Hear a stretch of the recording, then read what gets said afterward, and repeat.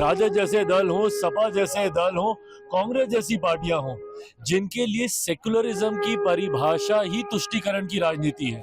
एक धर्म विशेष के लोगों की वाहवाही करते रहो, उनकी गलतियों के ऊपर भी पर्दा डालते रहो, और अगर आप उनके लिए ही कुछ करेंगे तभी आप सेक्युलर हैं। अभिव्यक्ति की आज़ादी का मतलब कतई ये नहीं है कि आप कुछ भी कहे जाएं और उसके ऊपर लोग खामोश बैठे रहें। जिस तरीके से बिना मतलब के इस विवाद की शुरुआत की गई है, हर कोई जो इतिहास का जानकार है वो जानता है कि उस दौर में औरंगजेब के शासनकाल में क्या क्या घटनाएं घटी थी, कैसी कैसी यातनाएं दी जाती थी, उनके खुद के संबंध अपने ही परिवार के लोगों के साथ क्या थे, कैसे थे।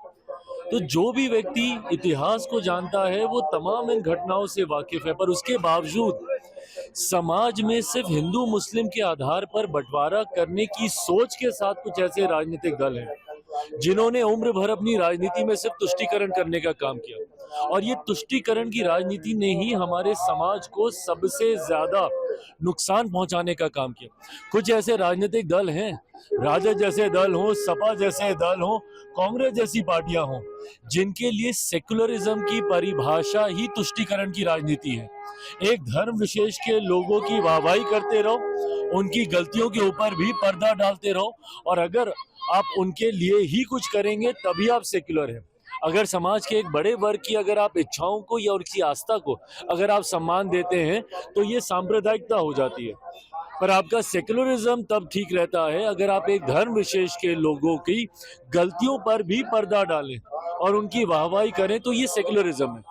इसी सोच के साथ लंबे समय तक ये राजनीतिक दल, बिहार में राजद जैसी पार्टियां, उत्तर प्रदेश में सपा जैसी पार्टियां और केंद्र में कांग्रेस जैसी पार्टियों ने सिर्फ हिंदू मुस्लिम कर करके, तुष्टीकरण की राजनीति कर करके हमारे देश, हमारे समाज, हमारे प्रदेश का सिर्फ अहित करने का काम किया। सपा नेता को जेल में डालने की बात कहा जाए, क्या सच में जेल में डाल देना चाहिए सपा नेता को औरंगजेब के समर्थन? भाई मुझे नहीं पता कि जेल में डालने का इसके लिए कोई प्रावधान है कि नहीं है, पर अभिव्यक्ति की आज़ादी का मतलब कतई ये नहीं है कि आप कुछ भी कहे जाएं और उसके ऊपर लोग खामोश बैठे रहें। इस तरीके की भाषा का इस्तेमाल करना है, इस तरीके के शासनकाल का महिमा मंडल करना, और वो भी किसके सामने आप कर रहे हैं?